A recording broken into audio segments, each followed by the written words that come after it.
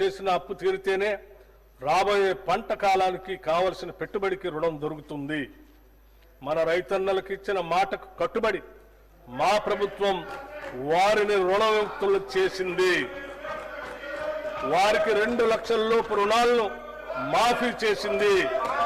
ఇప్పటి వరకు 25.35 లక్షల మంది రైతులకు 20,616 కోట్ల 89 లక్షల రూపాయలు రుణమాఫీ చేశాం.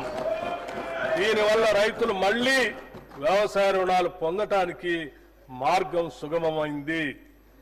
ఈ భారీ రుణమాఫీతో తెలంగాణ రాష్ట్రంలోని రైతుల ఆర్థిక మరియు సామాజిక స్థితిగతులు మెరుగుపరిచేందుకు బాటలు వేశాం.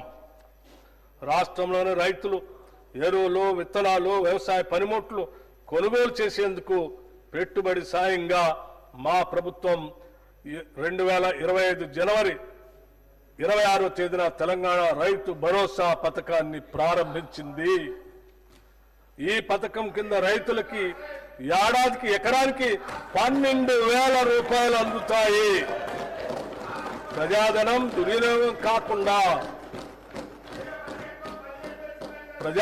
దుర్వినియోగం కాకుండా అవకతవకలకు అడ్డుకట్ట వేసి సాగుకు యోగ్యమైన భూములన్నింటికీ రైతు భరోసా అందిస్తున్నాం.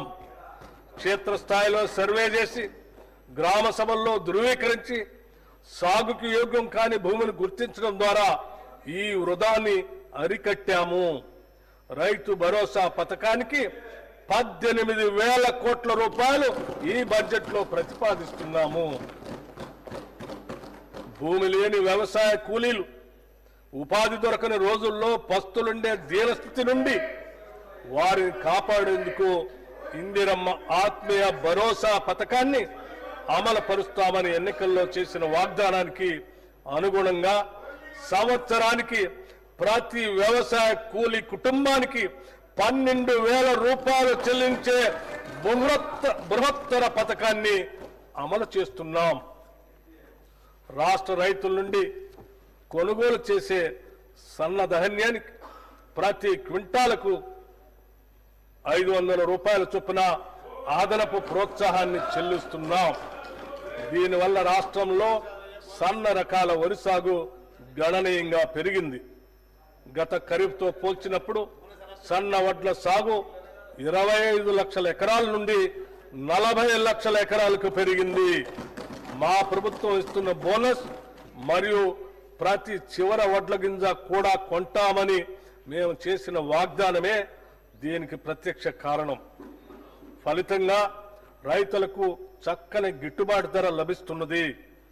ఖరీఫ్ సీజన్లో సన్న వడ్లు పండించిన రైతులకి 1,206 కోట్ల 44 లక్షల కోట్ల రూపాయల బోనస్ చెల్లించడం జరిగింది. రైతుల సౌకర్యార్థం 2024-25 ఖరీఫ్ సీజన్లో 8,332 ధాన్యం కొనుగోలు కేంద్రాలను ఏర్పాటు చేసి వారికి ఎటువంటి ఇబ్బందులు లేకుండా చేశాం. అకాల వర్షాల వల్ల ధాన్యం పాడవకుండా పండిన ధాన్యాన్ని రైతులు కొనుగోలు కేంద్రాలకు తీసుకువచ్చే సమయంలో ఎటువంటి నష్టం జరగకుండా గంటకు వాతావరణ సూచనలు అటు రైతులకు ఇటు కొనుగోలు కేంద్రాలకు తెలియజేస్తున్నాం.